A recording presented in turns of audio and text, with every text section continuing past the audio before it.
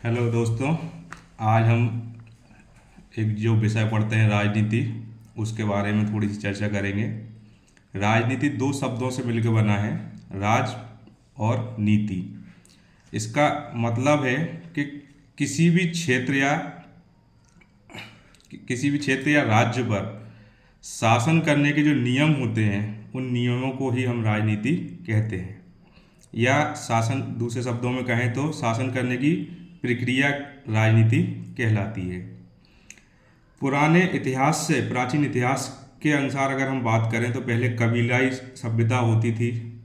उसके बाद राजाओं का समय आया, राजा रजवाड़ों का समय आया। उसके बाद हमारा आधुनिक इतिहास आ गया, जिसमें राज्यों की बात होने लगी, राज्यों और देशों की बात करने लगे।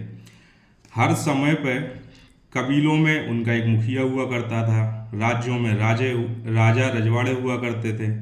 आधुनिक काल में राज्य और देश बने, जिनमें राष्ट्रपति या प्रधानमंत्री या मुख्यमंत्री ऐसे उनके मुखिया बनाए गए, जो उन राज्यों का या उन कबीलों का या रजवाड़ों का प्रशासन करते थे।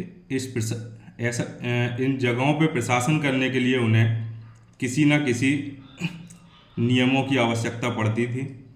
उन नियमों के इकट्ठे रूप को ही हम वहाँ का संविधान कहते हैं। जैसे भारत में हर देश के लिए एक एक संहिता होती है या एक एक नियमों का समूह होता है, उसको हम वहाँ का संविधान कहते हैं।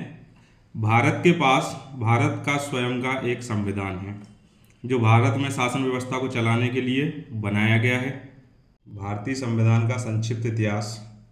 प्राचीन भारतीय इतिहास काल में राज व्यवस्था मौखिक रूप से चलती थी, अर्थात कोई लिखित नियम नहीं थे। प्राचीन भारतीय इतिहास काल मतलब कि जब कबीलाई सभ्यता थी या राजे रजवाड़े हुआ करते थे, उस समय पे कोई लिखित नियम नहीं हुआ करते थे कि किस प्रकार से शासन किया जाएगा।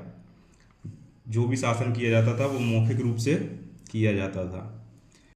आधुनिक काल में अंग्रेजों के भारत में आने के बाद अंग्रेज, या जिन्हें हम ब्रिटिशर्स बोलते हैं, ब्रिटिश शासित क्षेत्रों में शासन लिखित नियमों के द्वारा होने लगा।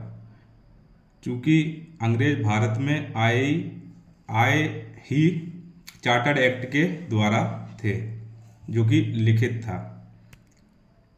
उसके बाद अंग्रेजों ने कुछ समय तक यहाँ पे व्यापार किया।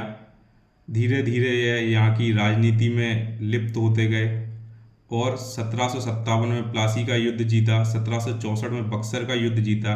इसके बाद अंग्रेजों का भारतीय राज व्यवस्था में हस्तक्षेप बढ़ गया और ब्रिटिश ईस्ट इंडिया कंपनी ने बंगाल के शासन पर कब्जा कसा। इसके लिए अंग्रेजों ने भारत